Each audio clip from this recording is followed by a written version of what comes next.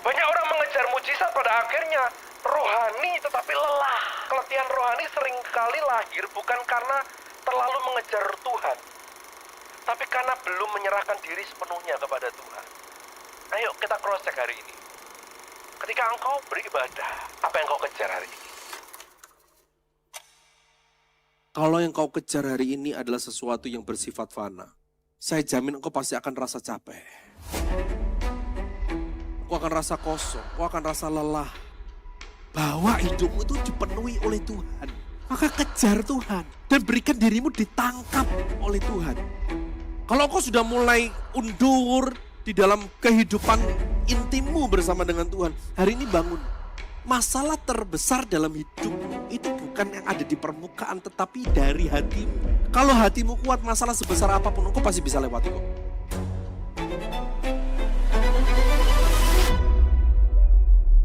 Ketika engkau beribadah, apa yang kau kejar hari ini? Apa yang kau kejar? Apa yang kau kejar? Apa yang kau kejar? Shalom, selamat pagi semuanya. Saya undang Bapak Ibu Saudari semuanya untuk bangkit berdiri. Mari kita awali ibadah kita pada pagi hari ini dengan doa. Kami mengucap syukur atas segala berkat, kemurahan serta kesempatan yang Kau berikan kepada kami hingga pada pagi hari ini ya Tuhan. Dan biarlah ucapan syukur kami pada pagi hari ini sebagai korban yang berkenan, yang kami naikkan di hadirat-Mu. Inilah korban kami, inilah persembahan kami, inilah penyembahan kami.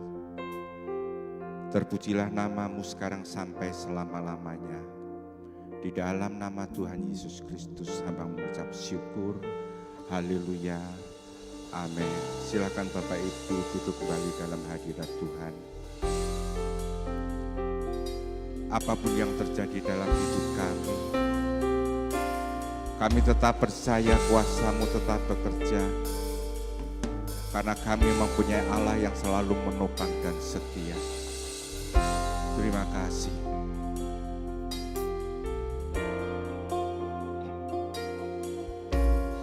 Jiwaku bertanya, apakah masih ada harapan melewati tangisan, rasa sesak di dada. Imanku berkata, Tuhanku yang pegang kuasa, Dia selalu bekerja. Meski mata ku tak melihat, walaupun gunung itu tak berpindah, tetap percaya Kau yang punya kuasa. Sekalipun ku dalam lembah kelam, tak mengapa asal Kau di sampingku. Walaupun masalahku masih ada, tetap percaya rencana-Mu terindah. Pribadi-Mu takkan pernah berubah. Iman yang aku pegang padamu Tuhan yang setia.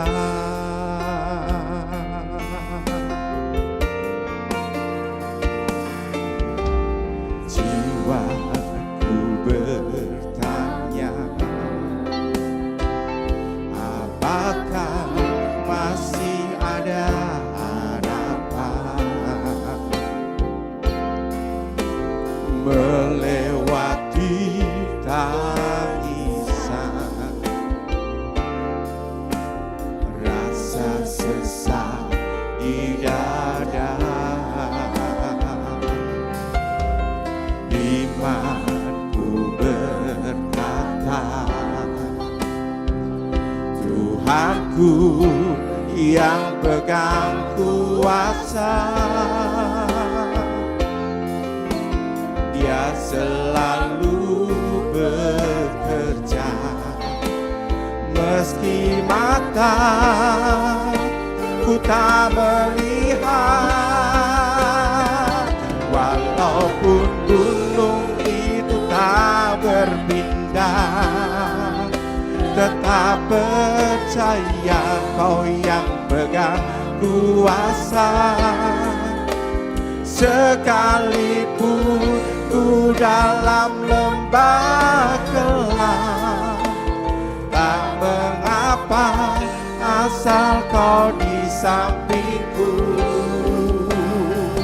Walaupun masalahku masih ada, tetap percaya rencanamu terindah. Pribadimu takkan pernah berubah. Iman yang aku pegang padamu Tuhan.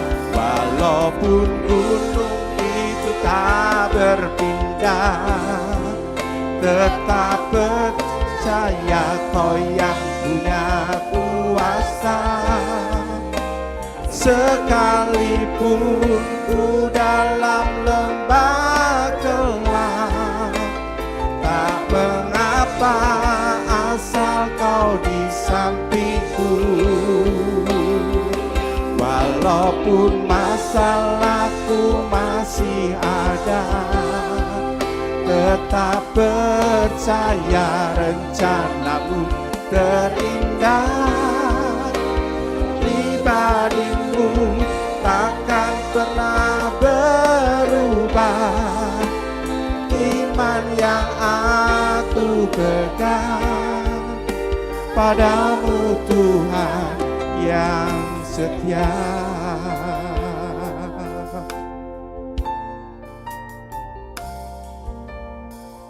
Apapun yang Kau doakan hari-hari ini Bapak Ibu sekalian, Tuhanmu berkuasa. Taruh imanmu dan sepakat dengan hati Tuhan. Kau punya kuasa dalam hidup kami ya Tuhan. Berdaudlah penuh atas hidup kami. Mari naikkan pujian ini sepakat di hadapan Tuhan. Kami butuh Tuhan. Di dalam lembah kekelaman sekalipun, Tuhan beserta kami. Mari sama-sama katakan di hadapan Tuhan, Bapak Ibu Saudara. Ku tak melihat, walaupun gunung itu tak berpindah, tetap percaya Kau yang punya kuasa. Sekalipun ku dalam lembah gelap, tak mengapa asal Kau di sampingku. Walaupun masalahku masih ada, tetap percaya rencanamu terindah. Pribadimu takkan pernah berubah. Iman yang aku pegang padamu Tuhan. Walaupun saya undang Bapak Ibu untuk bangkit berdiri, tetap percaya Kau yang punya kuasa. sekalipun ku dalam lomba gelap, tak mengapa asal kau di sampingku. Walaupun masalahku masih ada, tetap percaya rencanamu terindah. Pribadimu takkan pernah berubah. Iman yang aku pegang padamu Tuhan yang setia.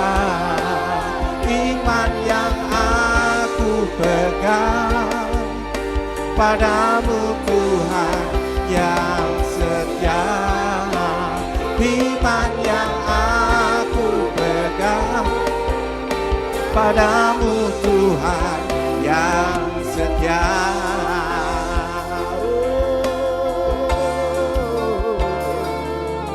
Yesus, inilah setiap iman kami padamu. Ku percaya Engkau sanggup merubah setiap hidup kami. Oh, haleluya.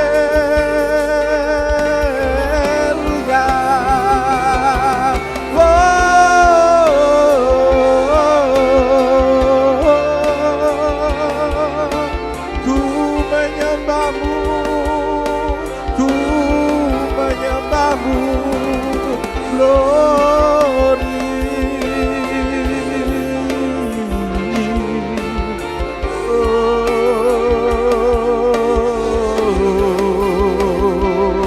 Meskipun kami tak melihat atas segala keajaiban-Mu, tapi kami percaya dengan mujizat-Mu, dengan kuasa-Mu, ya Tuhan.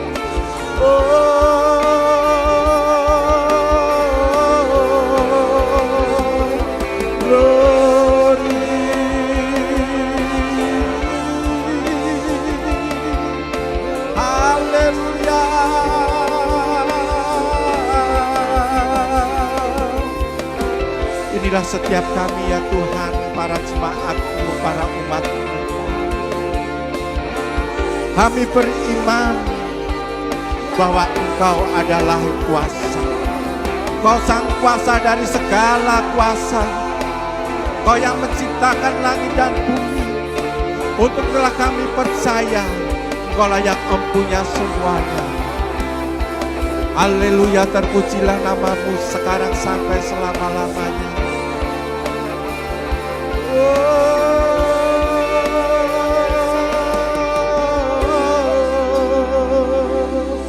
Terima kasih.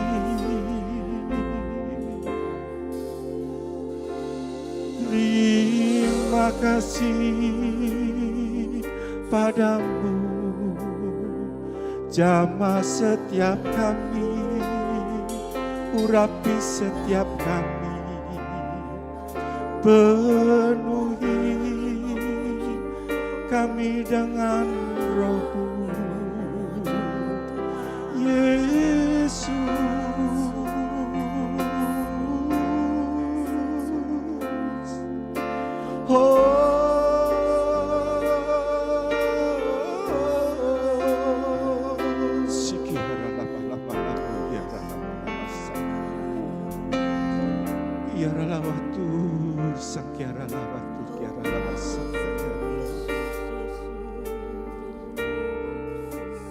Terima kasih ya Tuhan, terima kasih.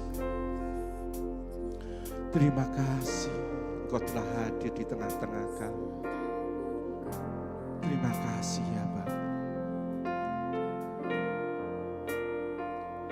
Walaupun gunung itu tak berpindah, tetap percaya Kau yang punya kuasa. Sekalipun ku dalam lembah gelap, tak mengapa asal kau di sampingku. Walaupun masalahku masih ada, tetap percaya rencanamu terindah. Pribadimu takkan pernah berubah. Iman yang aku pegang padamu Tuhan yang setia. Mari kita beri kemuliaan untuk Tuhan kita. Walaupun gunung itu tak berpindah, tetap percaya kau yang punya kuasa. Sekalipun ku dalam lembah gelap, tak mengapa asal kau di sampingku. Walaupun masalahku masih ada, tetap percaya rencanamu terindah. Pribadiku takkan pernah berubah.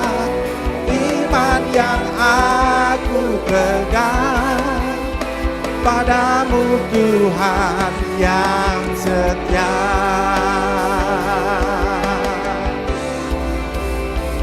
Aku punya Tuhan yang besar, yang telah berjanji dan sanggup menggenapi. Imanku bersepakat percaya kuasa-Nya. Ku terima sekarang kemenangan darimu.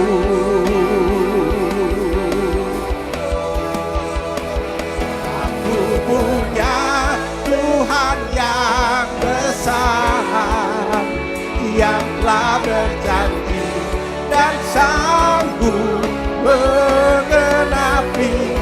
Imanku bersepakat percaya kuasa-Nya. Ku terima sekarang kemenangan darimu. Ku terima sekarang, ku terima sekarang, ku terima sekarang kemenangan darimu.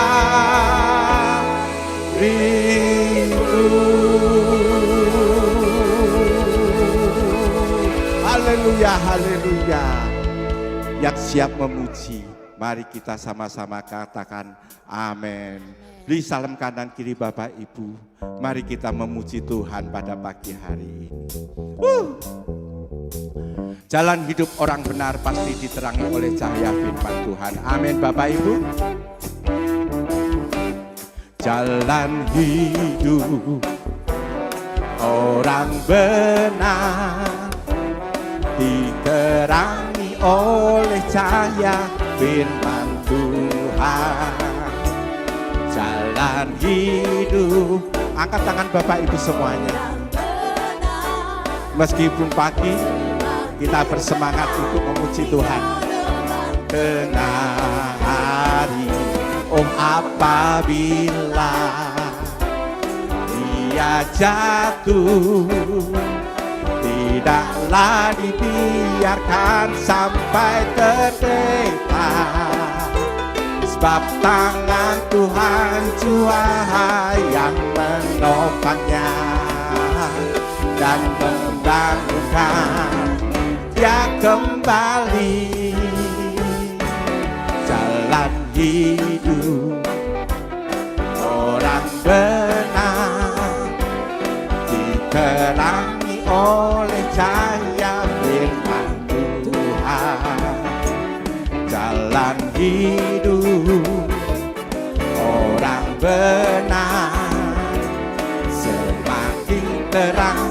hingga renggang tengah hari. Oh, apabila dia jatuh, tidaklah dibiarkan sampai tergeletak, sebab tangan Tuhan jua yang menopangnya dan membangunkan dia kembali. Jalan hidup orang benar pasti diterangi oleh firman Tuhan, Bapak Ibu. Maka untuk itulah mari kita berjalan bersama dengan firman-Nya dan percaya bahwa Tuhan senantiasa menuntun setiap langkah kita, menerangi dengan firman-Nya.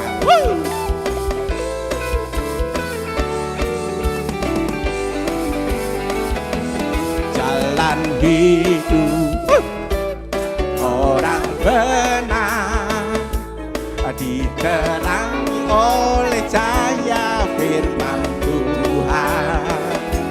Jalan hidup orang benar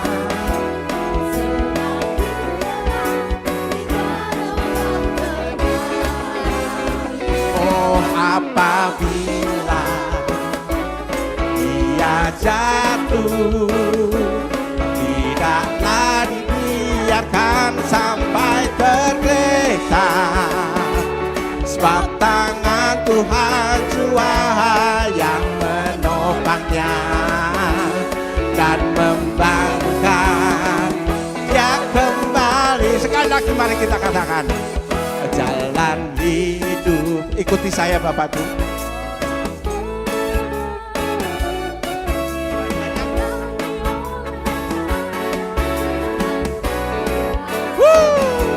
Oh, jalan hidup orang benar semakin terang hingga rembang tengah hari. Oh, apabila dia jatuh,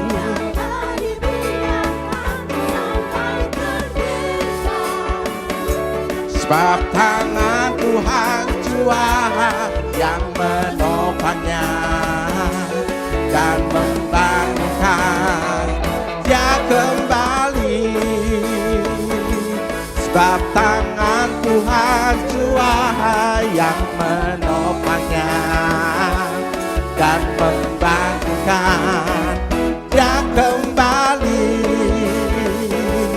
sebab tangan Tuhan jua yang menopangnya dan membangunkan dia kembali.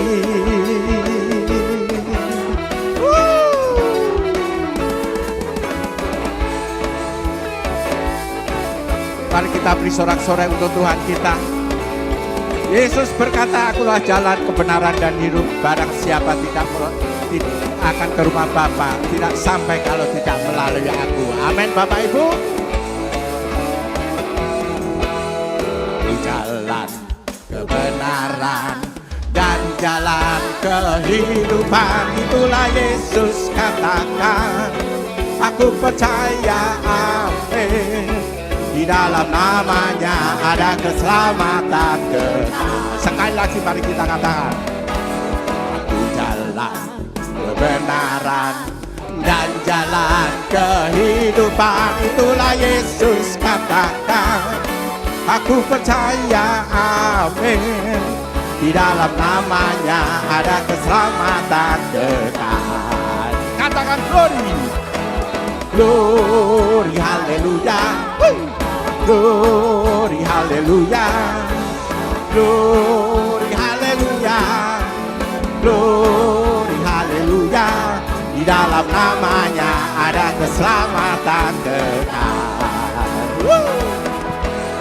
Ku jalan kebenaran dan jalan kehidupan, itulah Yesus katakan. Aku percaya, amin. Di dalam namanya ada keselamatan kekal. Glory, glory, haleluya. hallelujah. Glory, hallelujah. Glory, hallelujah. Glory, glory, glory, hallelujah. Di dalam namanya ada keselamatan kekal. Sekali lagi, glory. Glory, hallelujah. Glory, hallelujah. Glory, hallelujah. Glory, hallelujah. Di dalam namanya ada keselamatan kekal. Sekali lagi semangat sendiri. Amin. Segala kemuliaan bagimu ya Tuhan. Kami katakan glory bagimu. Karena engkau layak untuk menerimanya. Sekali lagi katakan glory, hallelujah. Glory, hallelujah. Glory, hallelujah. Glory, hallelujah. Di dalam namanya ada keselamatan kekal. Musik memuji. Segala kemuliaan hanya bagi Tuhan. Dan dialah jalan keselamatan dan hidup. Barang siapa percaya, dia pasti akan selamat. Untuk itulah Bapak Ibu, mari kita senantiasa menyandarkan hidup kita. Kita percaya kepada Tuhan Sang Pencipta langit dan bumi, yang akan senantiasa menopang setiap langkah dan hidup kita. Amin. Amin. Katakan glory, haleluya. Glory, haleluya. Lambaikan tangan Bapak Ibu. Lambaikan tangan Bapak Ibu. Tuhan melihat kau melambaikan tangannya. Sekali lagi katakan glory, glory. Glory, haleluya. Glory, haleluya. Glory, haleluya. Glory, haleluya. Di dalam namanya ada keselamatan kekal. Di dalam namanya ada keselamatan kekal. Di dalam namanya ada keselamatan kekal.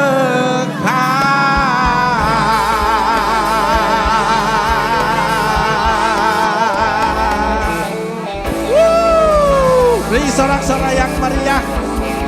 Beri salam kanan kiri Bapak Ibu. Di dalam Yesus ada keselamatan yang kekal. Silakan Bapak Ibu duduk kembali.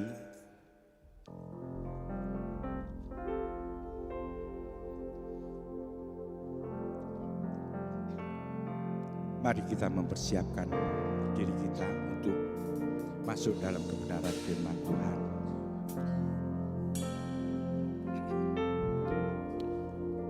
Dia yang telah menjadi manusia, yang hidup dan diam di antara kita, yang menerangi setiap langkah hidup kita.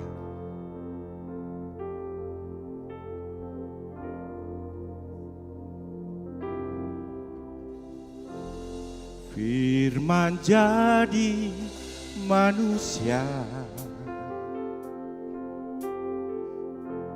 diam di antara kita.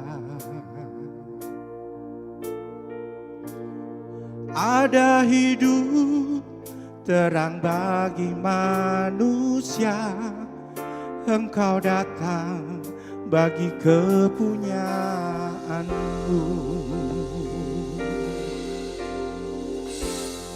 Firman jadi manusia, diam di antara kita. Ada hidup terang bagi manusia. Engkau datang bagi kepunyaanmu.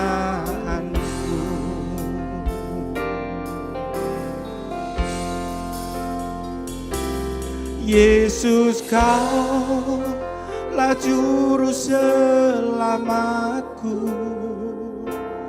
Ku akui Kau Tuhan bagiku. Kau terang bagi saat gelapku. Kau pintu bagi setiap jalan.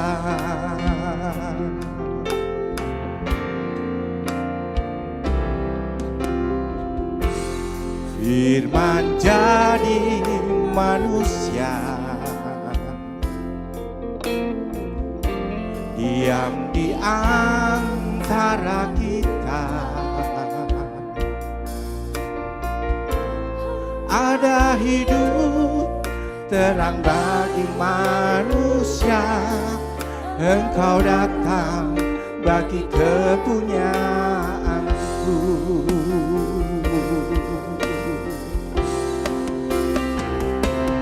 Yesus Kaulah juru selamatku.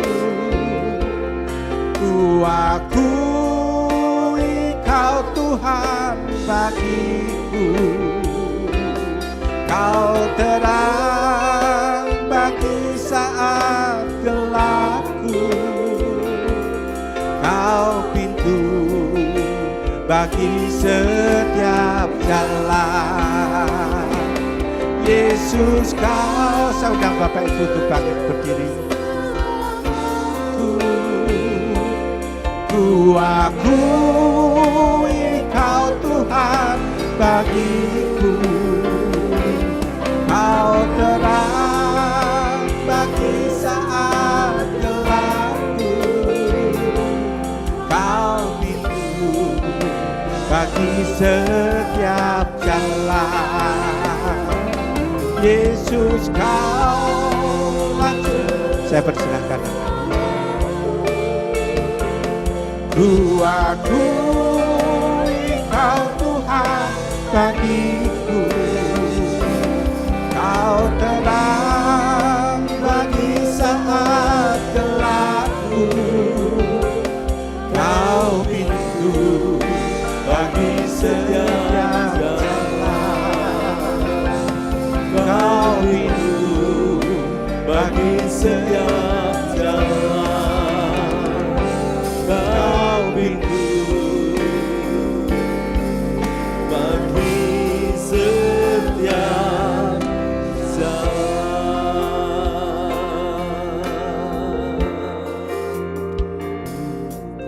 Biarlah segala pujian dan syukur kami boleh bawa di hadapan-Mu Tuhan. Sebab Engkaulah pintu bagi setiap pergumulan kami, Engkaulah jalan bagi setiap kesesakan kami Tuhan. Oleh sebab itu berbicaralah kepada setiap kami hari ini melalui hamba-Mu ini. Kami butuh firman-Mu, sebab firman-Mu itu mengandung janji, firman itu mengandung harapan yang memberikan kami kekuatan untuk kami dan melewati hari-hari ini Tuhan. Kau jamah setiap kami yang boleh hadir di pagi hari ini. Yang mungkin datang dengan lesu, Tuhan berikan kekuatan yang baru. Yang datang dengan tawar hati hari ini, Tuhan berikan gairah yang baru. Yang datang dengan rasa sakit hati, kepahitan, Tuhan pulihkan, Tuhan balut. Hari ini Tuhan kami tidak mau segala apapun yang mengganggu kehidupan kami, menghambat kebenaran firman-Mu. Kami mau beres di hadapan Tuhan. Ampuni segala dosa dan kesalahan kami. Biarkan saat ini Tuhan, hati kami, pikiran kami hanya berfokus kepadamu. Kamu meninggalkan segala beban kami saat ini. Kamu taruh semuanya di hadapan Tuhan. Sebab hari ini kami hanya mau berpegang kepada satu hal, yaitu firman-Mu. Tuhan, didik kami untuk dapat menangkap isi hati-Mu Tuhan. Urapi hamba-Mu saat ini di dalam nama Tuhan Yesus Kristus. Biarlah kekudusan-Mu, hikmat-Mu nyata dalam hidup hamba. Sehingga setiap firman yang keluar, firman yang memiliki kuasa, yang mengubahkan, berikan kekuatan kepada setiap kami. Kami siap menikmati firman-Mu di pagi hari ini. Di dalam nama Tuhan Yesus Kristus. Haleluya, haleluya. Amin, amin, amin, amin. Silakan duduk Bapak Ibu Saudara kasih oleh Tuhan. Baik, shalom. Ya, puji nama Tuhan. Saya mengucapkan terima kasih banyak untuk tim Praise and Worship yang sudah boleh menyertai kita dalam memuji dan menyembah Tuhan. Dan mari kita sama-sama menyiapkan kebenaran firman Tuhan di pagi hari ini. Seperti biasa saudara, mari taruh tangan kita di dada. Untuk kita mau komitmen bersama-sama menyiapkan hati dengan rasa lapar, haus akan kebenaran firman Tuhan. Sama-sama ikuti saya berkata-kata. Hari ini saya mau mendengar suara Tuhan. Tuhan Yesus, berbicaralah kepada saya. Amin, amin, amin, amin saudara. Biarlah kerinduanmu pagi hari ini betul-betul membawa firman ini bertumbuh dalam hidupmu. Ya, puji nama Tuhan. Bagaimana kabarnya? Baik ya saudara ya, ada sukacita? Amin. Coba toleh kanan kirinya, ada sukacita enggak? Kalau wajahnya masih merengut ya, pukul pundaknya, ayo lebih bersukacita. Ya saudara, harusnya setiap minggu adalah hari yang kita nanti-nantikan untuk kita cari wajah Tuhan. Suatu hari yang kita nanti-nantikan untuk bertemu dengan saudara seiman. Ya, makanya di pagi hari ini dengan sebuah sukacita yang luar biasa, mari kita akan belajar kebenaran firman Tuhan. Kebenaran firman Tuhan yang saya bawa melanjutkan dari apa yang telah kita pelajari sebelumnya. Kita sudah belajar bagaimana pentingnya untuk kita memiliki sebuah dasar fondasi yang kuat, saudara. Kenapa kita harus memiliki dasar atau fondasi yang kuat? Sebab di sekitar kita banyak hal yang berusaha menggoyahkan kita. Makanya di minggu pertama kita sudah memasuki sebuah momen yang begitu luar biasa, yaitu adalah momen Paskah. Kita belajar tentang sebuah dasar bahwa Yesus adalah batu penjuru yang dibuang. Dia batu yang menjadi tonggak bagaimana sebuah rumah itu bisa presisi, bisa kuat berdiri. Dia juga adalah batu kehidupan bagi setiap orang-orang percaya, sehingga setiap kita yang berdiri di atas batu hidup itu, kita juga menjadi batu yang hidup, yang mana di atasnya kita dibangun menjadi bait Allah, saudara. Maka dalam 1 Korintus 3 ayat 11 di sana dikatakan, karena tidak ada seorang pun yang dapat meletakkan dasar lain daripada dasar yang telah diletakkan, yaitu Yesus Kristus. Jadi saudara, kalau Anda meletakkan dasar kita bukan kepada Yesus, maka pada akhirnya kehidupan kita pasti akan goyah. Kalau Anda meletakkan dasar hidupmu kepada uangmu, uangmu bisa habis. Kalau Anda meletakkan dasarmu, kehidupanmu kepada jabatanmu, jabatanmu bisa turun. Kalau Anda meletakkan kehidupanmu di atas rumah tanggamu bisa retak. Artinya tidak ada sebuah hal apapun dalam dunia ini yang bisa menjadi dasar untuk kita terus dapat berdiri kokoh. Selain daripada Yesus Kristus, sebab ada lagu, Tuhan Yesus tidak pernah berubah dulu, sekarang, sampai selama-lamanya. Makanya minggu kedua kita lebih kepada aplikatif. Bagaimana kita bisa membangun rumah tangga yang kokoh, bagaimana kita bisa membangun kehidupan yang kokoh.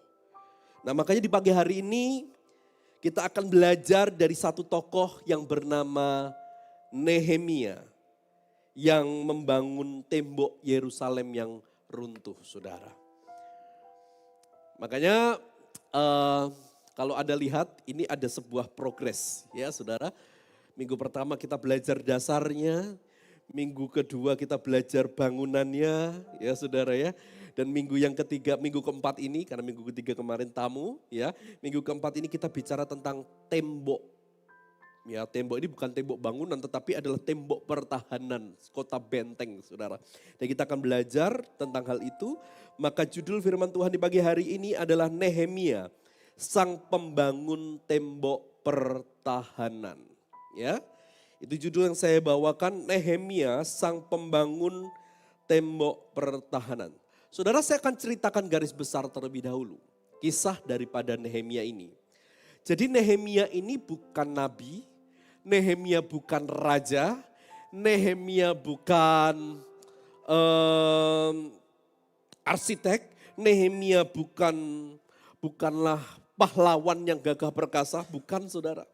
Kalau Anda tahu Nehemia ini hanyalah juru minuman raja. Jadi dia itu adalah seseorang yang pekerjaannya hanya apa saudara? mengambil dan membawakan minuman untuk raja, itu Nehemia.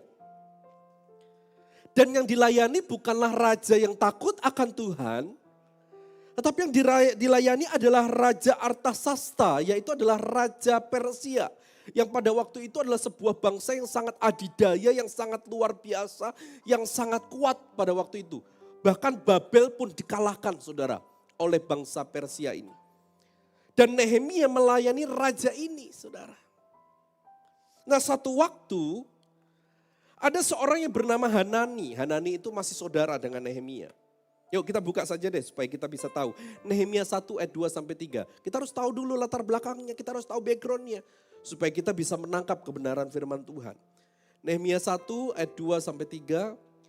Di sana dikatakan demikian, datanglah Hanani, salah seorang dari saudara-saudaraku, dengan beberapa orang dari Yehuda.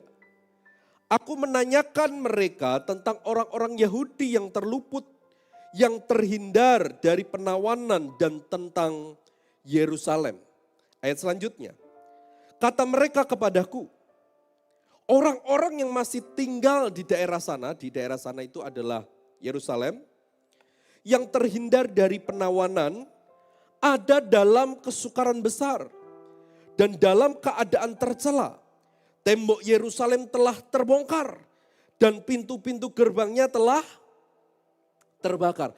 Jadi saudara, Hanani ini datang ke Nehemia menyampaikan sebuah kabar bahwa kondisi Yerusalem hari itu adalah sebuah kondisi yang sangat memprihatinkan. Tembok-temboknya hancur, pintu-pintu gerbangnya terbakar. Dan itu Yerusalem masuk dalam kemiskinan yang begitu luar biasa. Saudara, kalau Anda perlu tahu bahwa tembok Yerusalem ini hancur itu oleh serangan Raja Nebukadnezar, Raja Babel, pada tahun 586 sebelum Masehi. Sedangkan kabar ini disampaikan ke Nehemia itu kurang lebih pada tahun 445 sebelum Masehi. Jadi saudara, tembok Yerusalem ini hancur kira-kira sudah 141 tahun lamanya. Jadi bukan baru tahun kemarin hancur, bukan. Tapi tembok Yerusalem ini, tembok Israel ini hancur itu sudah selama 141 tahun lamanya. Dan Nehemia mendengar kabar ini. Betapa hancurnya Yerusalem pada waktu itu. Saudara, ada pesan yang saya dapatkan dari latar belakang Yerusalem saat ini. Yang untuk pada akhirnya kita bisa menyadari bahwa hari ini banyak orang berdiri di depan reruntuhan di dalam kehidupannya. Dan mereka nggak sadar bahwa mereka sedang berada dalam reruntuhan. Mereka nggak sadar bahwa mereka berada dalam reruntuhan itu sudah lama. Sama halnya seperti orang-orang yang ada di Yerusalem 141 tahun.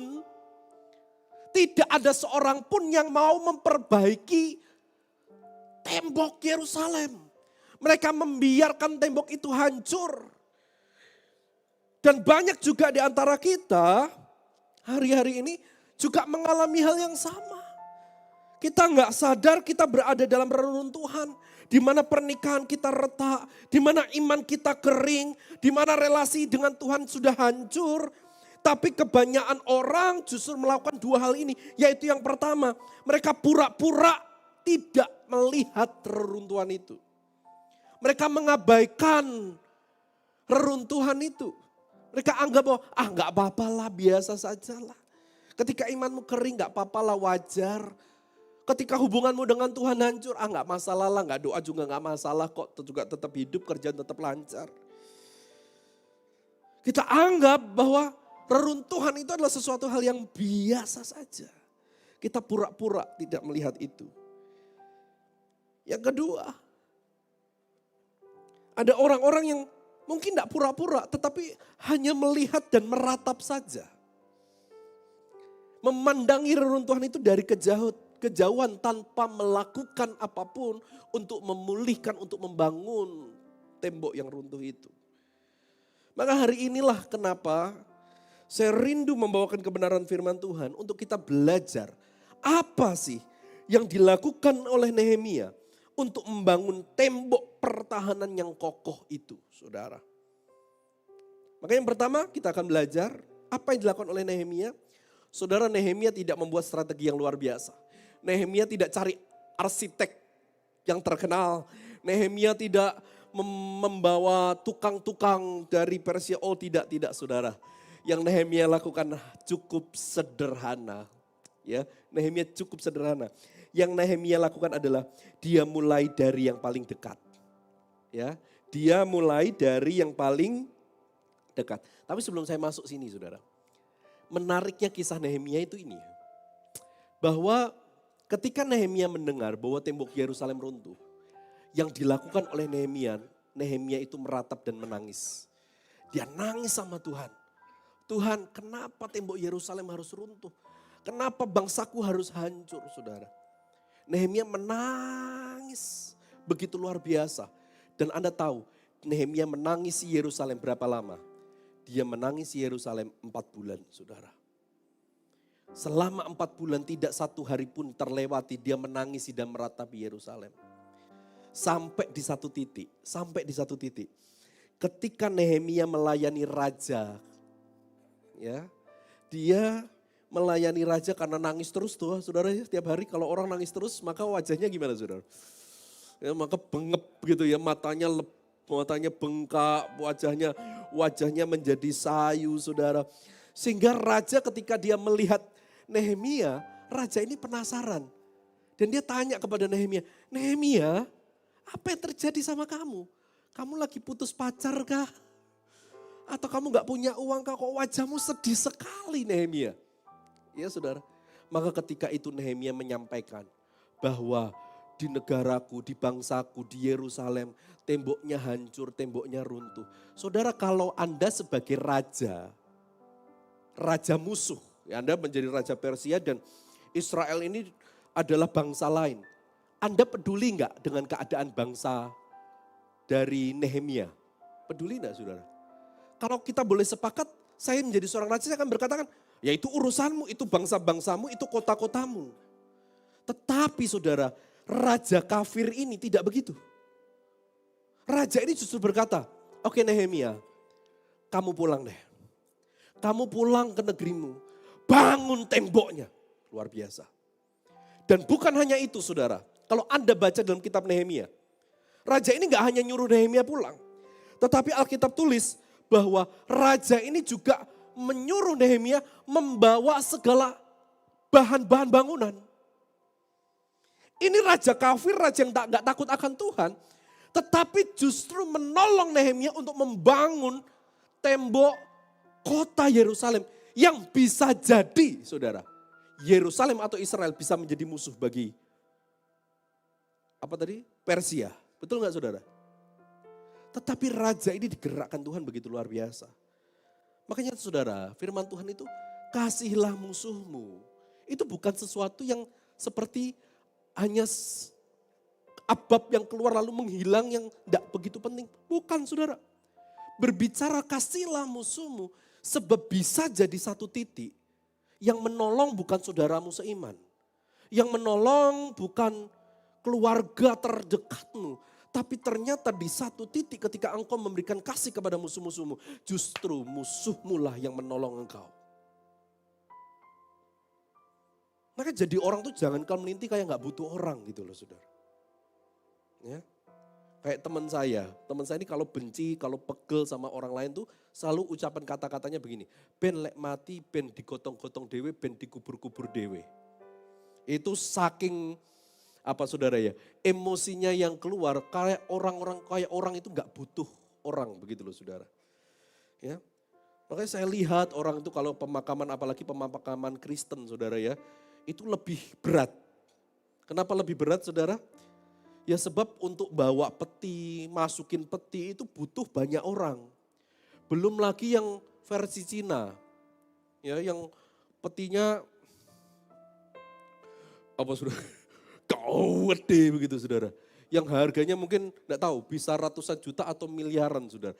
Saya itu kalau ke Giki terus lihat di ruangan peti gitu saudara, ada peti coklatnya kawedi begitu saudara. Saya mikir gini, kayak gotong piye ya. Ya, besar beratnya begitu. Itu mati saja masih ngerepotin orang. Saya di pemakaman tuh kadang jawil-jawilan gitu. Ngeliat tuh. Orang lek mati panggang ngerepotin orang ya, tapi lek hidup rumongso kayak nggak butuh orang. Maka kata mengasihilah musuhmu, kasihilah musuhmu. Itu penggenapannya dalam Nehemia ini loh saudara. Ya, justru raja kafir yang menolong Nehemia untuk membangun tembok Yerusalem. Ya, maka ini menjadi sesuatu yang luar biasa. Nah, tadi saya katakan saudara, tembok ini sudah terlalu lama hancur. 141 tahun. Kalau saya boleh katakan saudara, orang-orang Yerusalem pada waktu itu sudah merasa normal dengan tidak memiliki tembok. Lo betul enggak? Temboknya sudah hancur 141 tahun. Ini sudah berapa generasi? Mungkin sudah generasi kedua atau generasi ketiga saudara. Orang Yerusalem pasti sudah merasa bahwa ini tembok dibangun enggak dibangun juga. Enggak persoalan karena mereka sudah terbiasa, mereka sudah menganggap itu normal. Mereka enggak terusik dengan hancurnya tembok itu. Kalau terusik pasti mereka akan bangun. Tapi mereka sudah biasa menghadapi itu semua. Sehingga bisa bayangkan ketika Nehemia datang, orang enggak kenal ini siapa. Tiba-tiba ada seorang datang mengajak membangun tembok yang runtuh itu. Anda bisa bayangkan respon orang-orang Yerusalem itu bagaimana. Mungkin orang-orang Yerusalem akan berkata begini, dari mana kami harus mulai? Ini tembok terlalu besar hancurnya. Kurang lebih saudara, tembok itu hancur tuh 2,5 kilometer. 2,5 kilometer itu bukan pendek saudara, itu panjang sekali. Dan mungkin orang Yerusalem berkata mulai dari mana? Ini terlalu besar hancurnya. Mungkin banyak di antara mereka sudah terlalu lama hancur, sudah gak usah dibangun. Mungkin ada di antara mereka berkata apa gunanya, kita sudah terbiasa seperti itu. Bahkan kalau kita lihat dalam Nehemia 4 ayat 10, coba buka Nehemia 4 10. Ini adalah respon yang keluar dari orang-orang Yerusalem itu sendiri. Bayangin saudara, pemulihan tembok Yerusalem bukan dimulai dari dalam, tapi justru dari orang yang terbuang dari jauh. Justru yang rindu memulihkan tembok Yerusalem saudara. Ayat 10 katakan apa? Berkatalah orang Yehuda, ini orang-orang yang tinggal di Yerusalem. Kekuatan para pengangkat sudah merosot. Dan puing masih sangat banyak. Tak sanggup kami membangun kembali tembok ini. Jadi kerinduan Nehemia membangun tembok Yerusalem saudara. Itu tantangannya bukan dari luar tetapi juga dari dalam. Begitu banyak hal Nehemia ingin memulihkan tetapi yang dalam tidak mau dipulihkan. Terhambatnya sebuah pemulihan bukan dari luar. Tetapi justru musuh terbesar terhambatnya sebuah pemulihan adalah di dalam diri kita. Karena kita sudah merasa nyaman. Ya, udahlah buat apa sih Pak melayani istri, melayani suami. Ya toh dari dulu sampai sekarang juga begini-begini saja. Gak usahlah berubah-berubah seperti itu. Toh semuanya baik-baik saja. Saudara, kita merasa itu nyaman. Padahal itu bukanlah sesuatu yang Tuhan mau. Tuhan mau pulihkan hidupmu, Tuhan mau pulihkan pekerjaanmu, Tuhan mau pulihkan rumah tanggamu. Tapi sering kali musuh terbesar bukanlah dari luar tetapi justru dari dalam. Ini yang menjadi problemnya. Makanya Nehemia memberikan solusi saudara, yaitu di pasal yang ketiga. Saudara kalau Anda baca pasal ketiga pasti ada bosan saudara. Kenapa? Sebab di pasal yang ketiga ini isinya hanya nama-nama saja. Hanya nama-nama saja, hanya bangsa suku apa, itu saja isinya saudara. Tetapi ketika Anda baca secara teliti pasal yang ketiga, ini ada sebuah pola yang berlangsung. Ada sebuah pola yang berulang dalam pasal yang ketiga. Ayo coba kita lihat polanya seperti apa. Nehemia 3 ayat 10. Coba kita lihat Nehemia pasal 3 ayat 10. Ada banyak ayat tapi saya hanya tunjukkan 3 ayat saja saudara. Ayat 10. Berdekatan dengan dia Yedaya bin Harumaf. Jadi pasal 3 itu kayak gini semua saudara. Mengadakan perbaikan. tepat di depan rumahnya. Dan berdekatan dengan dia Hatus bin Habsabnea. Wangel nama-namanya ya saudara. Coba, itu ayat 10. Ayat yang ke-23 boleh dilihat. Lalu siapkan ayat 28, ayat 23. Di samping mereka Benyamin dan Hasub mengadakan perbaikan depan rumah mereka. Di samping mereka Azaria bin Maasea bin Ananya mengadakan perbaikan di samping rumahnya. Ayat 28. Mulai dari pintu gerbang kuda, para imam mengadakan perbaikan masing-masing di depan rumahnya. Saudara perhatikan baik-baik. Apa yang menjadi pola dalam 3 ayat yang kita baca? Ya, betul sekali saudara. Perbaikan dimulai dari sesuatu yang dekat. Di depan rumahnya dan di samping rumahnya. Saudara, setiap orang membangun tembok yang ada di depan rumahnya sendiri. Imam membangun tembok di depan rumah imam. Pedagang membangun tembok di tempat di depan kiosnya. Saudara, seorang ibu rumah tangga membangun tembok di depan rumahnya. Saudara, artinya apa? Bahwa setiap orang itu bertanggung jawab atas bagiannya sendiri.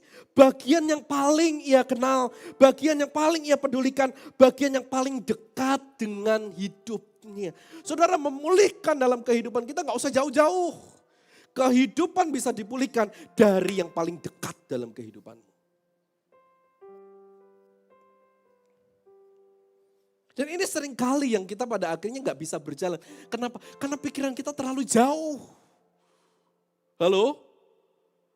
Pak, susah Pak memulihkan rumah tangga. Sebab rumah tangga saya dulu kejauhan. Saudara. Pak, susah memulihkan bisnis saya. Sebab utang saya sudah ratusan M. Terlalu jauh Anda berpikir sehingga pada akhirnya ketika Anda melihat sesuatu yang besar. Anda seperti tadi pasal 4 ayat 10 di sana katakan, berat. Puing-puingnya sudah banyak, susah untuk dipulihkan. Tidak tahu apa yang harus dikerjakan, saudara. Tapi Nehemia memiliki hikmat. Gak usah muluk-muluk. Hari ini sampah yang ada di depanmu, puing-puing yang ada di depan rumahmu, singkirin itu.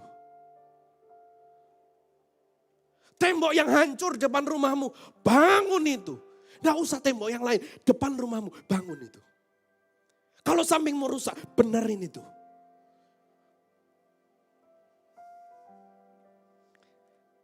Ini sesuatu yang luar biasa, saudara. Maka mulailah dari depan rumahmu sendiri, bukan memperbaiki semuanya sekaligus. Karena kalau engkau melihat semuanya sekaligus, engkau akan merasa berat. Tetapi coba bertanya bagian mana yang ada tepat di depanku hari ini. Kalau kita bicara tentang rumah tangga, mungkin kita gak usah bicara tentang sesuatu yang luar biasa. Coba hari ini mulai bertanya dalam hidupmu, dengan merubah hidupmu satu percakapan yang jujur. Cobalah mulai dari satu permintaan maaf terhadap suamimu, terhadap istrimu. Berkata mulu-mulu ingin rumah tanggamu dipulihkan, tetapi bicara tentang sebuah permintaan maaf terhadap suami atau istrimu saja engkau gak mau. Atau hari ini sudah keputusan apakah engkau mau belajar hadir. Memberikan dirimu untuk menjadi pendengar bagi istrimu. Untuk memberikan hadiranmu, memberikan sebuah perhatian dan penghormatan kepada suamimu.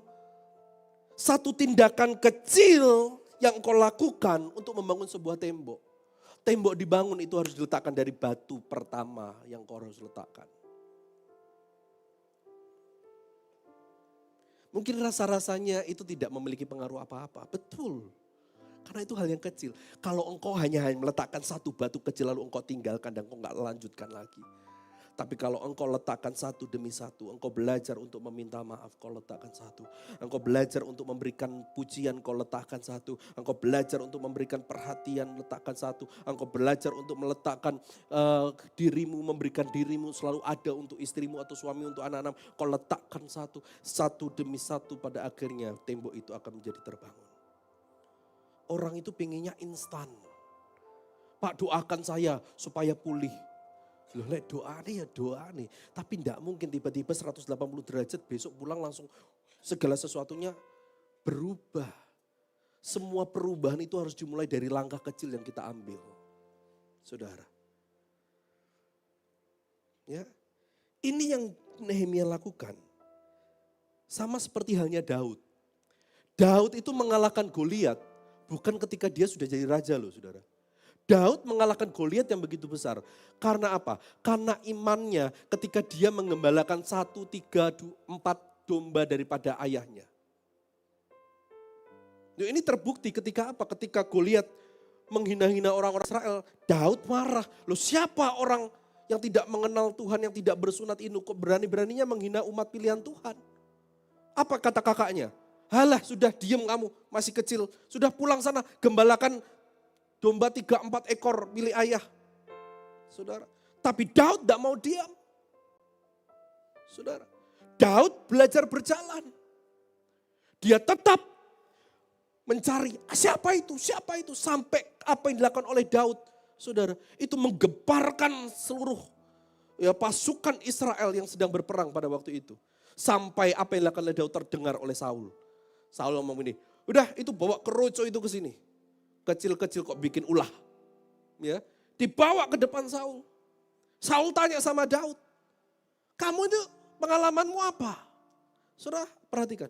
Daud menjawab, saya biasa melawan singa dan beruang ketika saya mengembalakan domba. Itu loh Daud. Prestasi Daud tidak dalam peperangan. Prestasi Daud hanya dalam ketika dia menggembalakan domba 3-4. Ketika dia melawan singa, ketika dia melawan beruang, dia berani melindungi 3-4 ekor domba itu. Sehingga pada akhirnya apa? Ketika Daud maju di medan perang, di hadapannya ada Goliat. Daud tidak cari pedang, Daud tidak cari tombak, Daud tidak cari perisai. Yang Daud cari apa yang ada di depannya. Dan apa yang ada di depannya adalah 12 batu sungai yang diambil untuk mengayunkan, apa bahasanya itu apa saudara? Pelintengan, bukan ketapel juga saudara. Ketapel itu begini, itu ali-ali saudara ya. Permainan ali-ali, das. Sehingga Goliat itu jatuh. Daud hanya mencari apa yang ada di depannya. Dan dia pakai itu, dia pulihkan itu. Justru menjadi senjata terbesar untuk mengalahkan Daud, mengalahkan Goliat. Justru ketika dia cari sesuatu yang hebat, perisainya Saul, dia justru tidak bisa bergerak saudara. Maka hari ini kita belajar bersama-sama, kita tidak perlu membangun semua tembok itu hari ini. Kita hanya perlu memulai dari bagian yang ada yang tepat di depanmu, yang paling dekat denganmu. Karena disitulah Allah sudah menempatkan kita. Jangan benerin tembok-tembok yang lain, tetanggamu gak perlu saudara. Ya, kita ini pengennya kayak temboknya dia bagus gitu ya. Kita lebih memikirkan bagaimana pencapaian seperti orang lain, pada akhirnya engkau akan capek.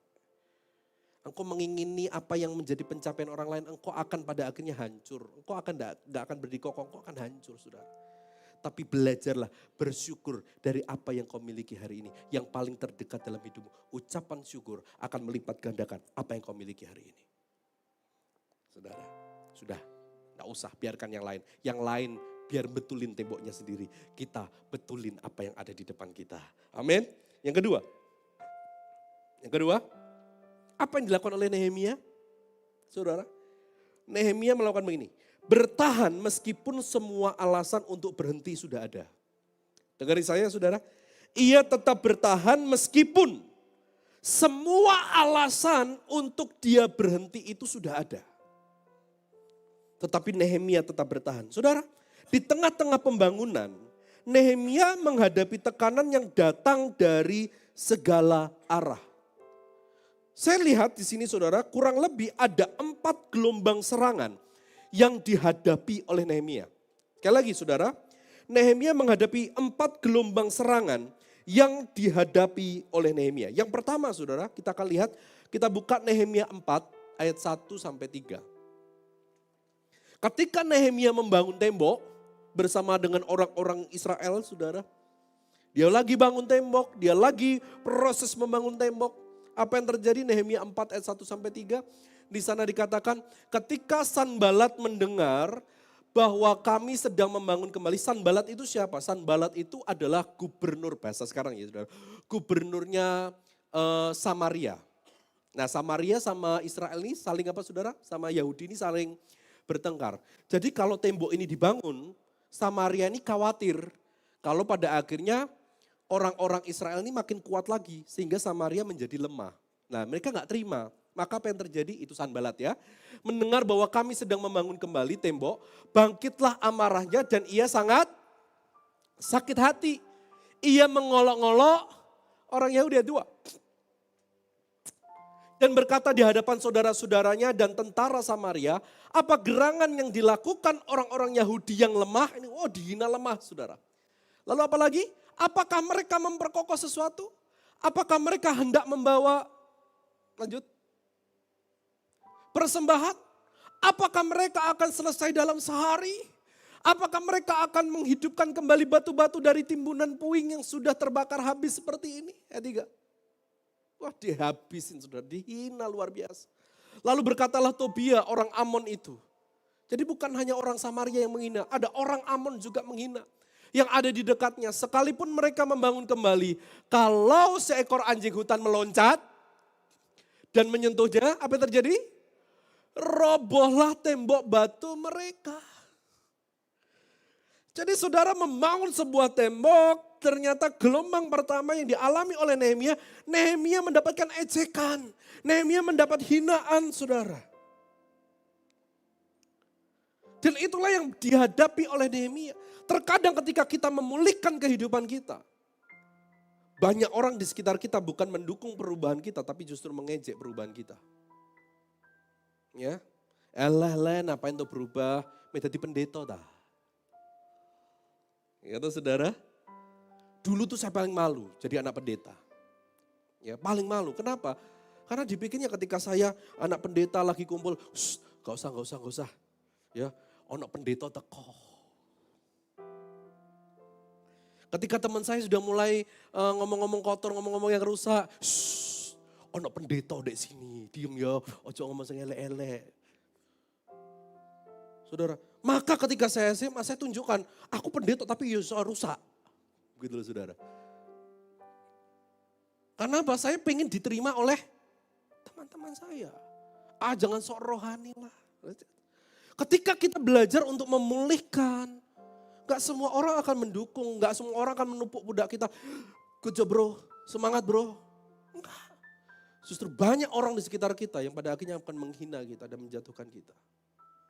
Ketika kita berusaha memulihkan keluarga kita, justru mungkin adik ipar, kakak ipar, mertua, yang justru meremehkan kita. Bisa apa sih, gajimu berapa sih? Padahal kita berusaha untuk memulihkan rumah tangga kita. Ejekan-ejekan itu selalu ada ketika kita berusaha memulihkan. Tapi coba lihat, apa yang dilakukan oleh Nehemia untuk merespon ejekan itu. Jadi saudara, Nehemia ini bagus, Nehemia luar biasa. Dia merespon tantangan itu dengan respon yang berbeda-beda. Sesuai dengan tantangannya. Ya, jadi enggak hanya doa mulu, enggak saudara. Jadi tantangannya apa, Nehemia merespon dengan sesuatu yang berbeda. Nah kita akan belajar. Ketika ejekan itu ada, coba lihat apa yang dilakukan oleh Nehemia. Nehemia 4 ayat 4 sampai 5. Nah, lanjutannya ya. Ayat 4 sampai 5. Ini luar biasanya Nehemia. Ini bukan nabi loh. Juru minuman. Saudara, Nehemia 4 ayat 4. Ya Allah kami, dengarlah bagaimana kami dihina. Balikkanlah cercaan mereka menimpa kepala mereka sendiri. Dan serahkanlah mereka menjadi jarahan di tanah tempat tawanan ayat 5. Jangan kau tutupi kesalahan mereka dan dosa mereka. Jangan kau hapus dari hadapanmu. Karena mereka menyakiti hatimu dengan sikap mereka terhadap orang-orang yang sedang Saudara perhatikan kata-kata ini. Mereka menyakiti hati siapa? Hati Tuhan. Doa yang benar dimulai bukan karena sakit hati. Doa yang benar itu dimulai dari bagaimana kita mengerti hatinya Tuhan. Maka doanya begini, Tuhan mereka boleh hina kami. Tapi sebenarnya mereka bukan hina kami. Mereka sedang menyakiti hatimu.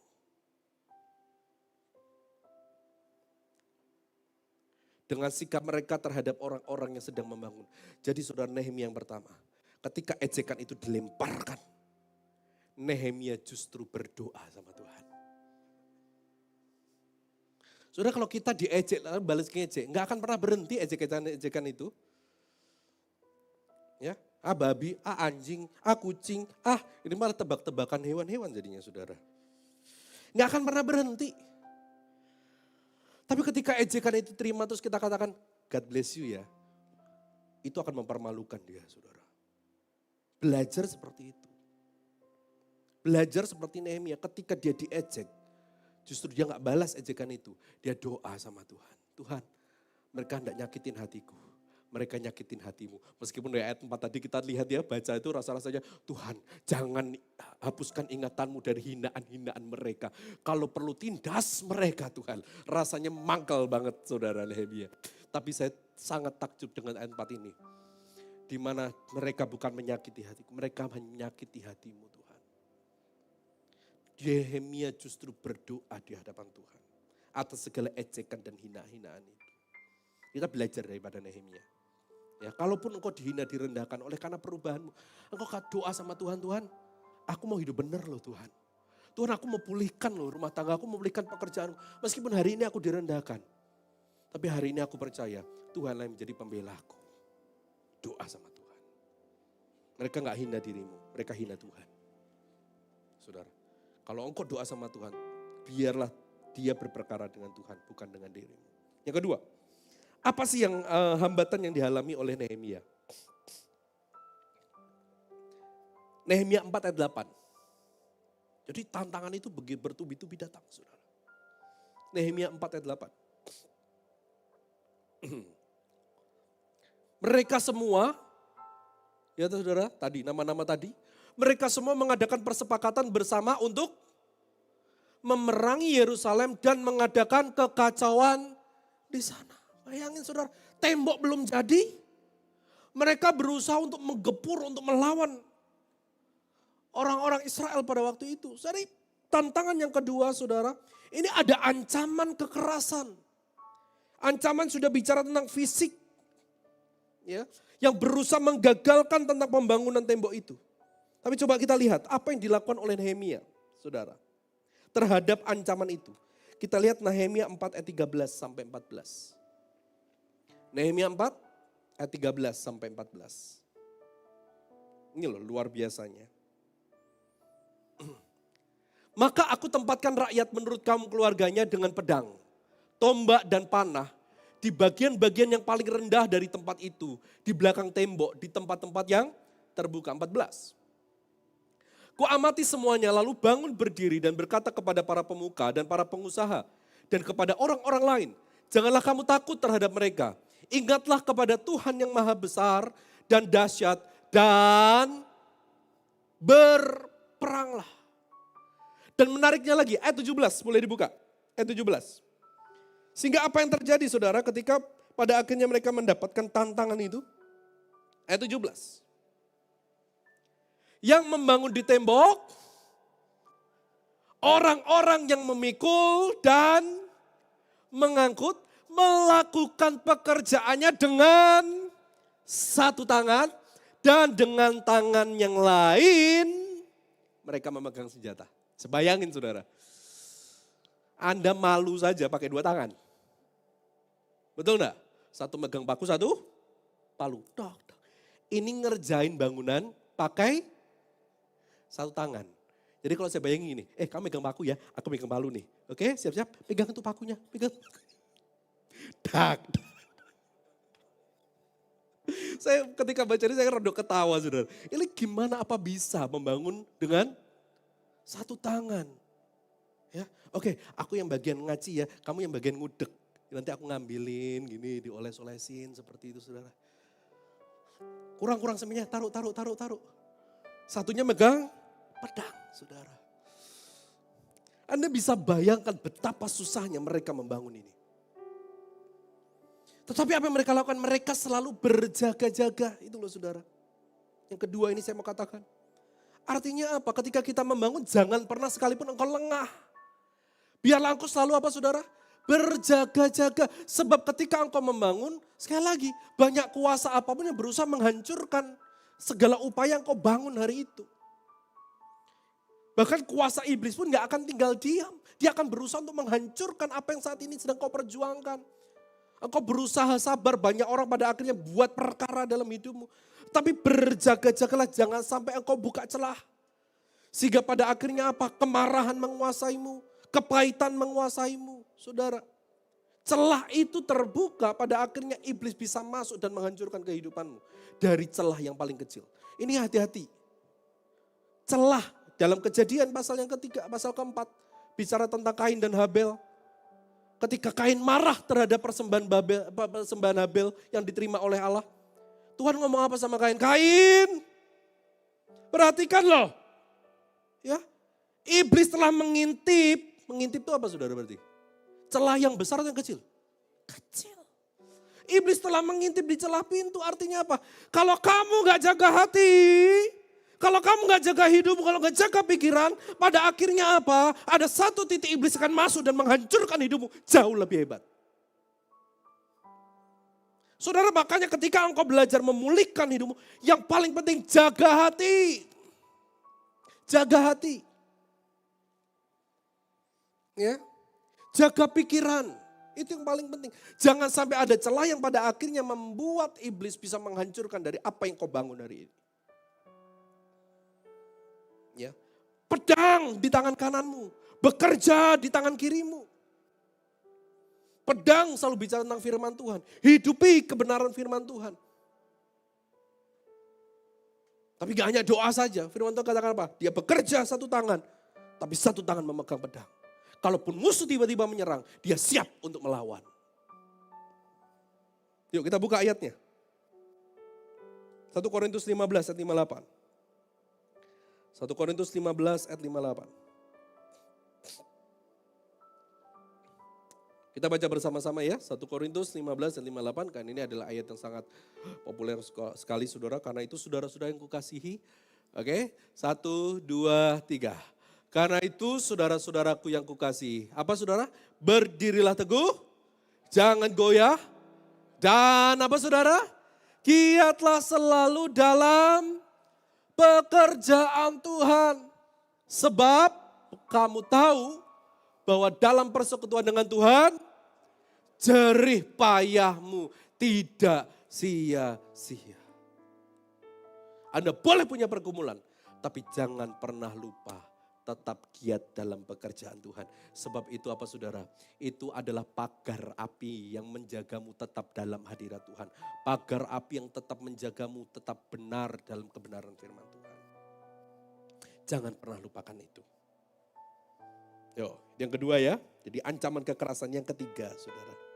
Yang ketiga, kita lihat, harus jaga hati. Nehemia 4 ayat 10. Nehemia 4 ayat yang ke-10. Nehemia 4 ayat yang ke-10. Ya, berkatalah orang Yehuda, kekuatan para pengangkat tadi yang sudah kita baca, sudah merosot dan puing masih sangat banyak. Tak sanggup kami membangun kembali tembok ini. Yang ketiga saudara, tantangan ini berasal dari kelelahan dari dalam. Ya, tadi yang pertama ejekan itu dari luar, betul ya. Ancaman itu dari luar. Yang ketiga adalah kelelahan dari dalam. Saudara, dalam pergumulan kita memulihkan hidup, memulihkan pekerjaan, memulihkan rumah tangga. Ada satu titik kita pasti rasa lelah. Rasa-rasanya saya sudah doa loh Pak. Saya sudah berusaha melayani suami, melayani istri. Tapi kok gak ada perubahan ya Pak ya. Saya capek Pak, saya lelah.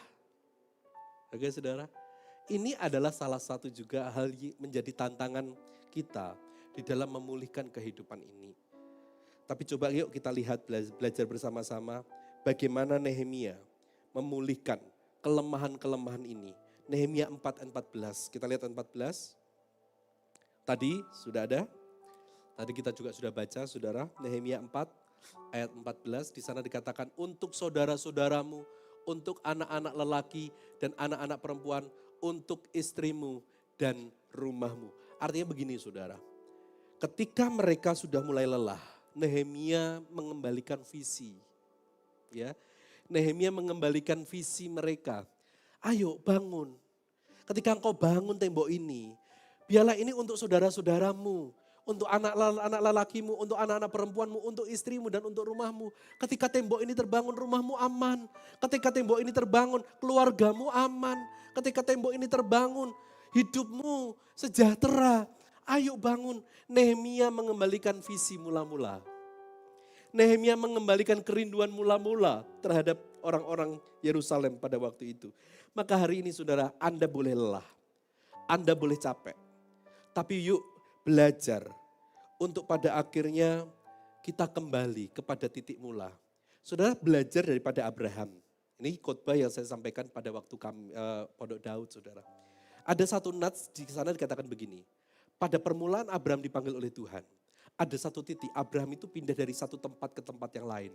Jadi saudara, Abraham itu juga pernah ngontrak. Ya, jadi kalau Anda masih ngontrak hari ini, bersyukur. Alkitabiah sekali Anda. Begitu saudara ya. Karena Abraham juga diutus di tanah yang asing, dia ngontrak dari satu tempat ke tempat yang lain. Dari satu tempat ke tempat yang lain. Dari satu tempat ke tempat yang lain. Tidak ada tujuan saudara. Kenapa Abraham berpindah satu tempat ke tempat yang lain? Karena Abraham menanggung malu. Sebab pada waktu itu Abraham diusir dari Mesir karena berusaha menipu Fir'aun. Karena mengaku Sarah adalah adiknya bukan istrinya. Dia diusir dari Mesir. Dia tidak punya tempat tujuan. Tapi Alkitab tulis saudara. Maka Abraham kembali ke tempat mezbah pertama di mana ia bangun. Ketika pertama ia datang ke Kanaan, dia bangun sebuah mezbah. Dia pergi ke Mesir. Tapi ketika dia diusir dari Mesir, dia nggak tahu dia harus kemana. Maka Abraham kembali ke tempat di mana mezbah pertama ia bangun. Sudah mungkin hari ini kau lelah, rasa-rasanya kau gak punya tujuan. Kau mau satu tempat ke tempat yang lain, kau gak ada jawaban ya. Dari satu titik ke titik yang lain, kau tidak ada jalan keluar ya. Capek Pak. Maka saya mau katakan hari ini, kembali ke titik di mana engkau memiliki pengharapan, kembali ke titik di mana engkau berjumpa dengan Tuhan, di mana engkau menjadi kuat saudara. Kita buka dalam kitab Wahyu. Wahyu pasal yang ke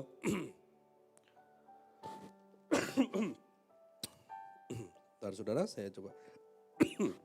Wahyu 2 ayat 4 sampai 5. Boleh dibuka? Wahyu 2 ayat 4 sampai 5. Wahyu 2 ayat 4 sampai 5. Wahyu 2, 4 sampai 5. Yuk. Namun demikian aku mencela engkau. Karena engkau telah apa saudara? Meninggalkan kasihmu yang semula. Ayat 5. Sebab itu ingatlah betapa dalamnya engkau telah jatuh. Ya tadi saudara, engkau telah terundur, engkau telah hilang, engkau telah hancur banyak puing-puing. Engkau merasa nyaman dengan hal itu semua. Katakan apa? Bertobatlah dan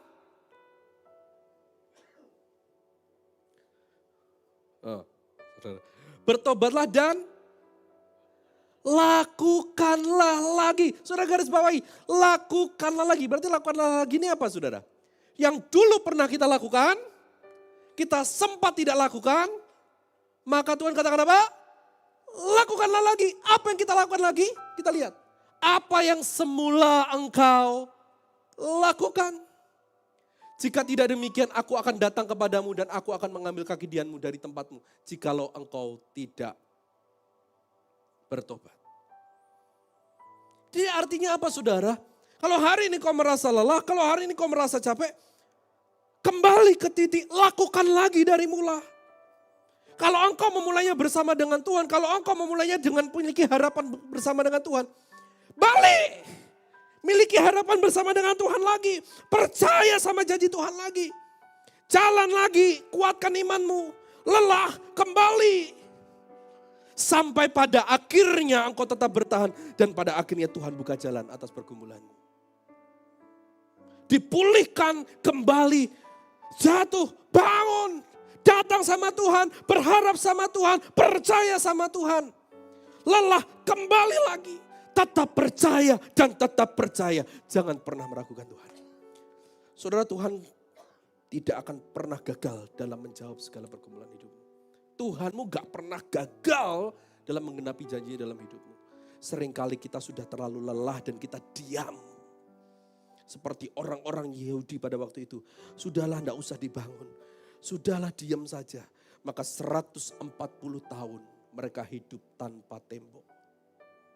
Yang bisa saja sewaktu-waktu musuh-musuhnya menyerang dan mereka hancur dan mati. Tapi Nehemia katakan apa? Balik, kembali ke visi mula-mula. Kembali cintamu yang mula-mula. Kembali kerinduanmu yang mula-mula. Kembali kepada mezbah pertama di mana engkau mendirikan. Yang keempat terakhir, saudara. Mestinya ada poin 3, tapi saya stop sampai poin 2 saja, saudara. Yang keempat, Nehemia 6 ayat 2. Masalah yang keempat, Nehemia 6 ayat 2. Pemusik boleh maju ke depan. Nehemia 6 ayat 2. Boleh dimunculkan? Ya. Maka Sanbalat dan Geshem mengutus orang kepadaku dengan pesan, mari kita mengadakan pertemuan bersama di Kefirim, di lembah Ono, tetapi mereka berniat mencelakakan aku. Jadi saudara, yang keempat adalah tawaran kompromi. Ya, tawaran kompromi. Jadi artinya begini, kalau kita tidak bisa serang, kalau diejek mereka tetap kuat, pada akhirnya yuk undang Nehemia. Kita pergi ke satu tempat, kita ajak dia diskusi tetapi tujuannya untuk membunuh Nehemia. Kalau Nehemia mati, maka tembok itu juga akan mati. Tembok itu juga akan tetap menjadi reruntuhan. Kita ajak Nehemia. Tapi Nehemia tahu rencana mereka. Maka dikatakan apa? Tetapi mereka berniat mencelakakan aku. Kompromi, saudara, itu adalah musuh terbesar menghambat pemulihan kehidupan kita. Itu kompromi. Abraham, saudara, itu tertunda janji Tuhan kepadanya. Kenapa? Karena dia kompromi. Kompromi dengan apa? Kompromi dengan istrinya. Janji Tuhan kelamaan. Udah ini aku punya hamba. Nikahin aja.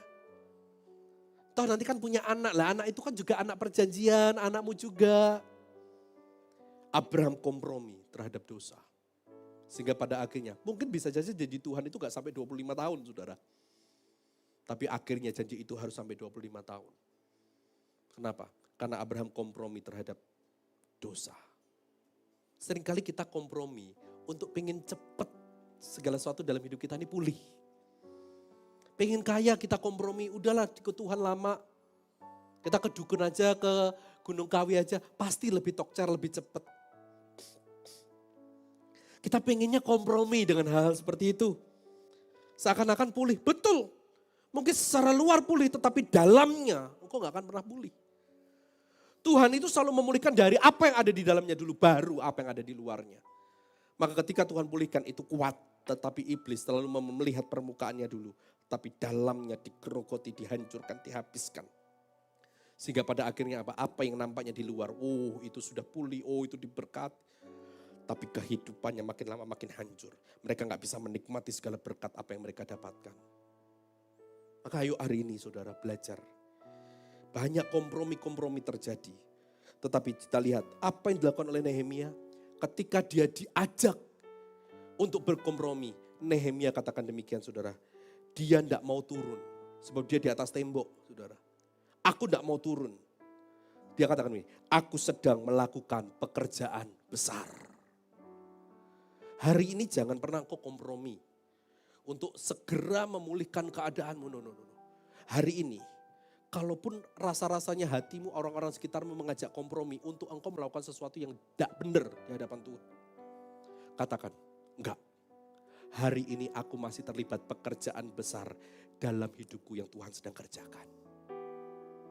Tuhan punya rencana besar dalam hidupku. Kalau aku kompromi, Maka aku sedang menghancurkan rencana Tuhan. Hari ini aku sedang masuk dalam pekerjaan besar.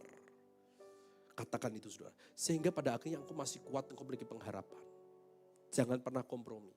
Ada orang-orang mungkin ketika kita punya retakan, gesekan. Udahlah, suamimu aja main sama cewek, ya kamu main sama cowok lah. Impas. Ya toh, kalau dia nyakitin kamu, balas sakitin dia. Impas. Kompromi. Kalau engkau lakukan hal itu, percayalah. Mungkin dagingmu puas, tetapi pemulihan itu tidak akan pernah ada dalam rumah tangga. Dalam bisnismu engkau mau kompromi juga. Udahlah dikit-dikit lah kita curang-curang. Ambil dikit lah, toh nggak ketahuan. Kita belajar kompromi. Betul, engkau punya banyak uang. Tapi pada akhirnya firman Tuhan berkata itu seperti kantong yang bocor. Engkau tidak bisa menikmati. Rasa-rasanya apa yang datang dan pergi itu hilang begitu saja. Maka hari ini ayo. Ada 4 musuh terbesar untuk menghambat pembangunan tembok dalam kehidupanmu. Tembok pertahanan dalam kehidupanmu. Yang pertama ejekan. Lawan dengan doa. Yang kedua ancaman dari luar yang berusaha menghancurkan. Tadi katakan apa saudara? Nehemia apa yang lakukan? Yang dia lakukan adalah justru dia berjaga-jaga. Satu bekerja, satu pegang senjata. Dia berjaga-jaga, hidup dalam kebenaran, hidup dalam ketaatan kebenaran firman Tuhan. Yang ketiga, ada orang yang berusaha, bukan orang, ada tantangan yaitu dari dalam.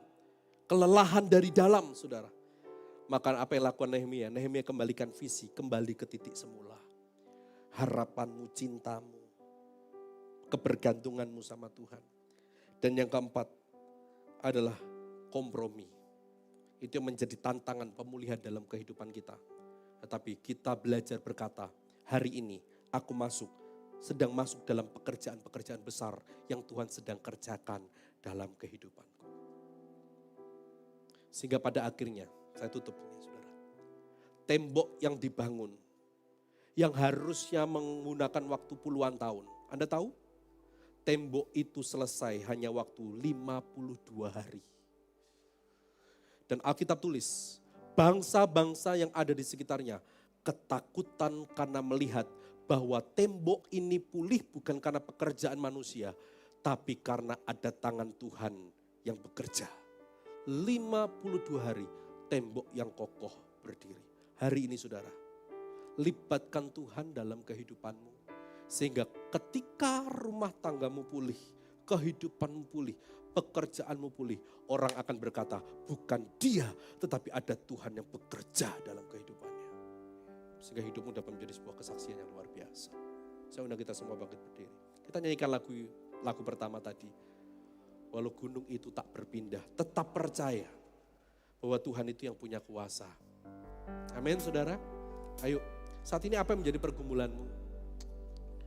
Jangan pernah diam di dalam reruntuhan. Jangan pernah engkau anggap normal kondisimu hari ini. Oh baik-baik saja kok Pak, ini cuma masalah kecil. No. Jangan pernah buka celah sekecil apapun itu. Hari ini, ayo belajar seperti Nehemia memiliki hati untuk memulihkan. Belajar memiliki hati untuk memulihkan. Sepakat. Meskipun tantangan itu banyak, tapi belajar untuk melawan itu. Sehingga pada akhirnya hidupmu dapat menjadi sebuah kesaksian. Mari kita pejamkan mata kita. Biarkan lagu ini menjadi sebuah komitmen yang menerangi hati kita. Bertanya, apakah masih ada? Seakan-akan semuanya runtuh. Semuanya begitu besar. melewati Tangisan, rasa sesak. Kita tidak tahu apa yang harus kita perbuat. Imanku berkata, tapi tetap percaya. Tuhanku yang pegang kuasa. Amin. Dia selalu bekerja, meski mata ku tak melihat, walaupun gunung itu tak berpindah, tetap percaya Kau yang punya kuasa. Sekalipun ku dalam lembah gelap, tak mengapa asal Kau di sampingku. Walaupun masalahku masih ada, tetap percaya rencanamu terindah.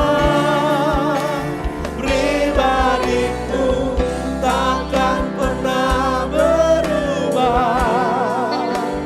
Iman yang aku pegang padamu Tuhan yang setia.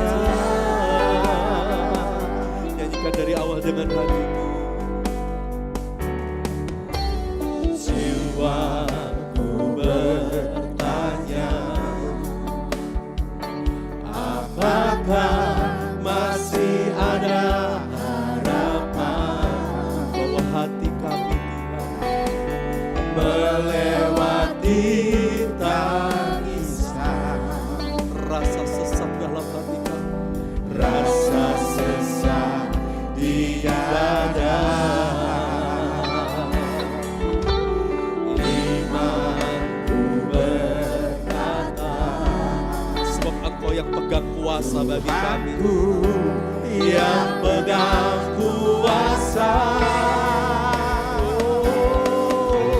Dia selalu bekerja, sampai hari ini Dia bekerja. Meski mata ku tak menyanyikan dengan imanmu, walaupun gunung itu tak berpindah, tetap percaya Kau yang punya kuasa. Sekalipun ku dalam lembah gelap, tak mengapa asal Kau di sampingku. Walau masalah kami masih ada, tapi kami gak mau gentar, kami gak mau jatuh. Tetap percaya rencanamu terindah. Pribadiku takkan pernah berubah. Iman yang aku pegang padamu Tuhan, walaupun gunung itu tak berpindah, tetap percaya Kau yang punya kuasa. Sekalipun ku dalam lembah gelap, tak mengapa asal Kau di sampingku. Walaupun masalahku masih ada, tetap percaya rencanamu terindah. Pribadiku takkan pernah berubah. Iman yang aku pegang padamu Tuhan yang setia. Iman yang aku pegang padamu Tuhan yang setia. Iman yang kembali kami ke titik semula untuk kami tetap memiliki harapan. Untuk kami tetap memiliki harapan. Untuk kami tetap memiliki kekuatan, untuk kami tetap memiliki gairah, untuk kami tetap memiliki cinta kami yang hilangan. Bawa kami kembali Tuhan, bawa kami kembali. Sebab firman-Mu berkata, datanglah kepadaku yang letih lesu dan beban berat, aku akan memberikan kelegaan kepadamu. Hari ini ada sebuah undangan kepada Tuhan, apakah engkau mau datang kembali sama Tuhan? Di sebuah mesbah pertama engkau bangun. Di sebuah komitmen pertama engkau bangun. Di sebuah urapan pertama yang engkau bangun. Kembali datang sama Tuhan. Hari ini tangannya turun menopang kehidupan. Meskipun hati ini kau mengalami pergumulan, ada ejekan, ada serangan yang berusaha menghancurkan hidup. Ada kelemahan dalam hatimu. Ada kompromi yang berusaha menarik engkau mundur. Tapi hari ini tangannya tidak akan membiarkan engkau jatuh sampai dengan tergeletak. Tangan Tuhan akan selalu menopang engkau. Hingga pada akhirnya tembok itu akan berdiri. Orang akan melihat betapa hebat, betapa kokohnya kehidupan kita. Bukan karena apa yang kita kerjakan, tapi karena apa yang Tuhan kerjakan dalam kehidupan. Terima kasih Tuhan. Biarlah kami jadi Nehemia akhir zaman. Melalui kehidupan kami, banyak yang dipulihkan. Melalui kehidupan kami, rumah tangga kami dipulihkan. Melalui kehidupan kami, pekerjaan kami dipulihkan. Untuk membangun iman kita di dalam Tuhan. Untuk jadwal sebagai berikut.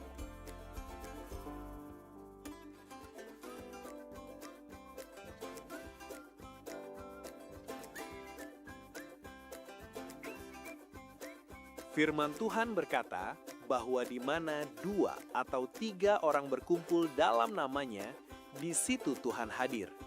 Mari datang dengan iman dan dengan kerinduan membawa doa-doa kita dalam persekutuan doa Pondok Daud setiap Kamis pukul 7 malam.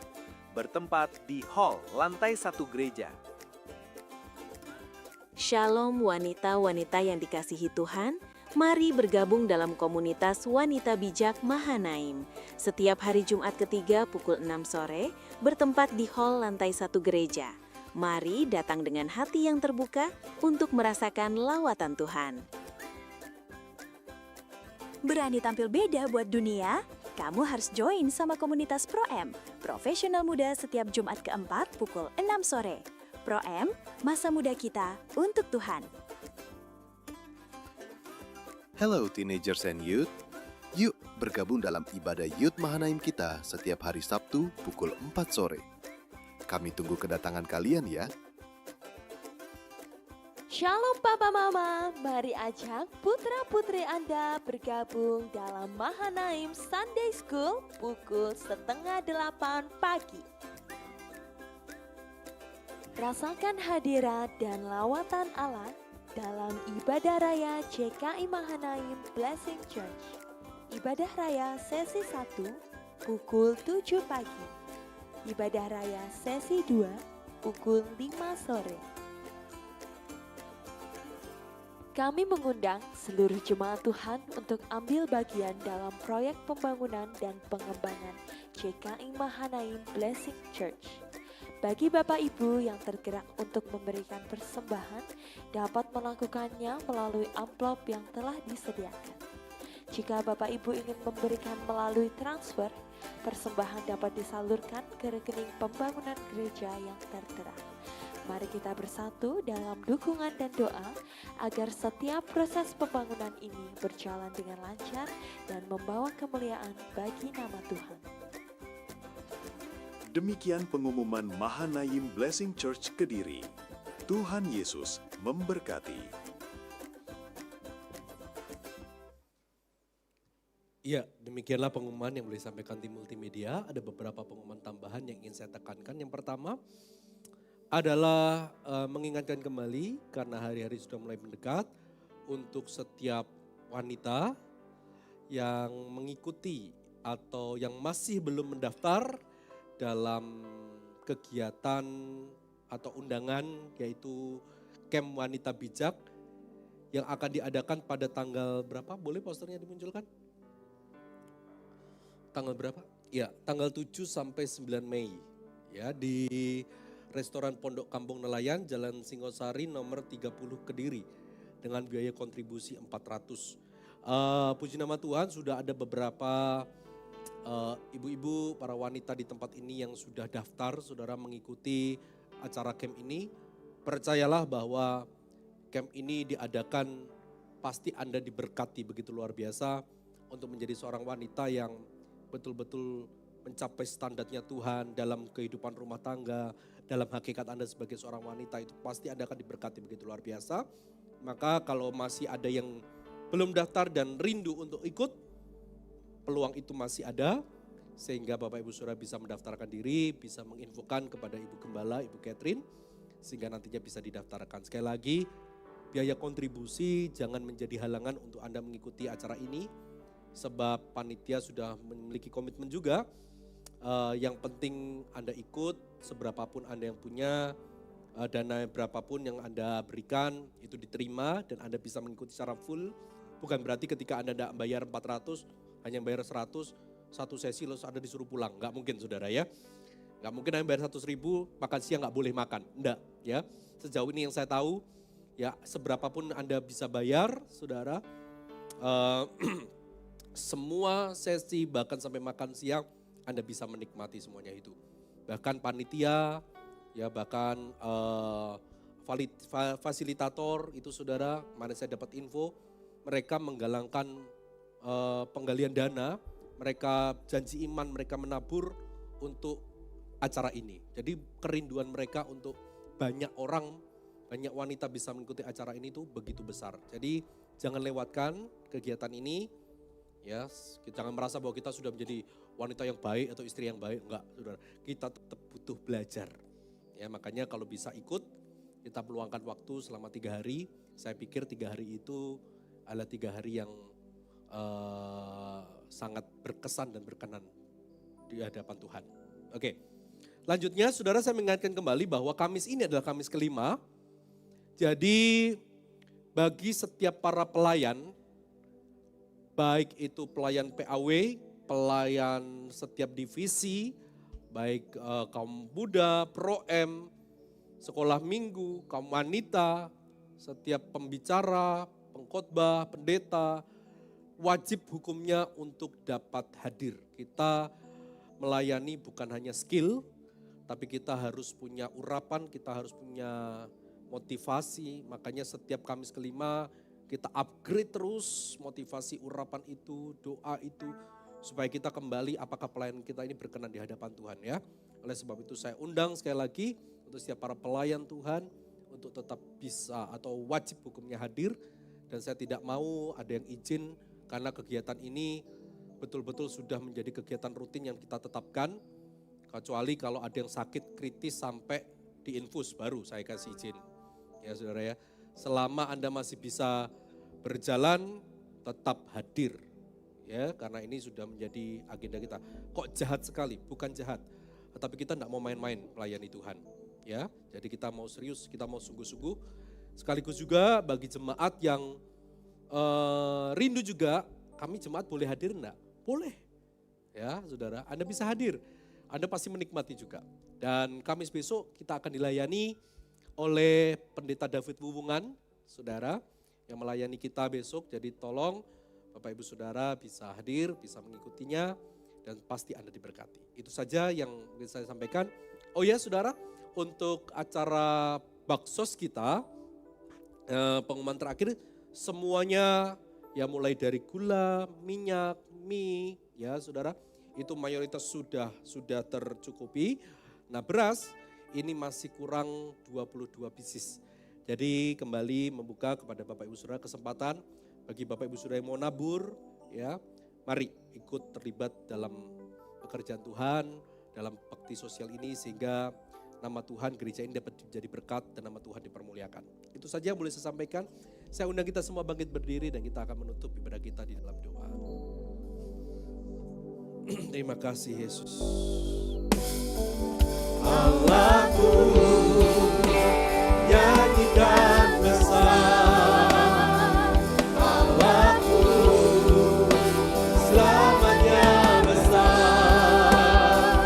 Dan ajaib Tuhanku.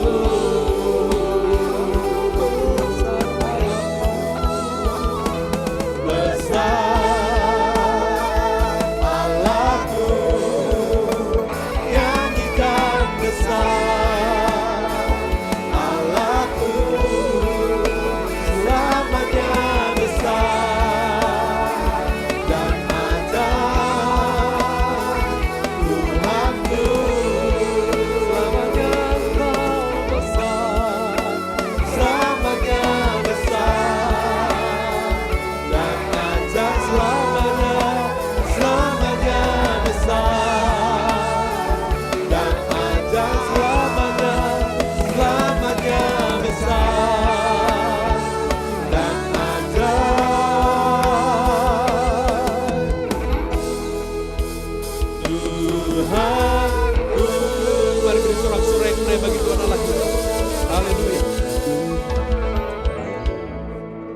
Tuhan, kami mengucap syukur buat kasih setiamu yang begitu luar biasa.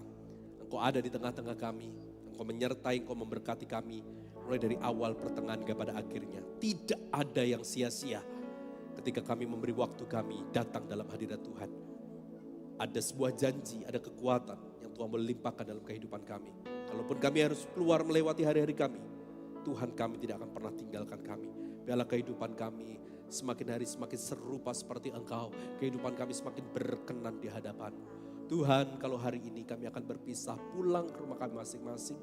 Jagai sertai kami di perjalanan hingga sampai ke rumah dengan selamat tanpa kekurangan suatu apapun. Jika ada jemaat, anak-anakku yang akan pergi keluar kota, berlibur atau acara tertentu. Tuhan lindungi mereka, perjalanan mereka sampai keluar kota. Bahkan sampai sekembalinya dengan selamat tanpa kekurangan suatu apapun. Damai, sejahtera, dan sukacita dilimpahkan atas kehidupan. Oleh sebab itu, sebelum kita berpisah dan pulang, kami juga rindu memberikan persembahan, memberikan yang terbaik bagi Tuhan. Angkat korban persembahan-Mu di hadapan Tuhan. Tuhan, hari ini Kau melihat setiap korban persembahan yang diberikan di bawah di hadapan Tuhan. Biarlah saat ini kami memberi yang terbaik dari apa yang Tuhan boleh percayakan dalam hidup kami. Oleh sebab itu, kuduskan persembahan ini. Sehingga apa yang kami tabur, biarlah ini hanya untuk kemuliaan nama Tuhan. Apa yang kami persembahkan ke dalam gereja-Mu ini, biarlah melalui gereja-Mu ini, banyak jiwa disenangkan, banyak jiwa dimenangkan oleh karena kuasa Tuhan. Oleh sebab itu, terimalah korban persembahan kami dalam nama Tuhan Yesus Kristus. Kami percaya bahwa berkat-Mu dalam hidup kami berlimpah-limpah. Dan hari ini kami mengangkat kedua tangan kami untuk kami siap menerima berkat yang datang dari Tuhan. Dengan otoritas daripada surga. Sekarang terimalah berkat rahmat dari Allah Bapa. Cinta kasih sayang daripada Tuhan Yesus Kristus. Penyertaan, penghiburan, kekuatan, hikmat dari Allah Roh Kudus.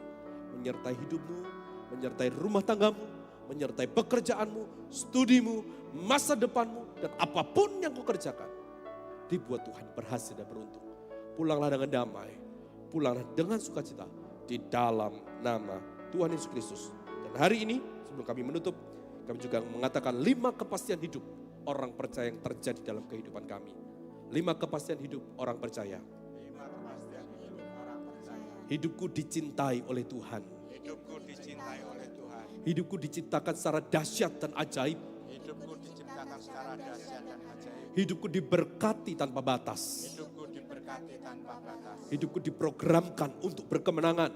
Hidupku diprogramkan untuk kemenangan. Hidupku memiliki pengaruh yang positif kemanapun aku berada. Hidupku memiliki pengaruh yang positif kemanapun aku berada. Apapun yang kami katakan terjadi atas kehidupan kami.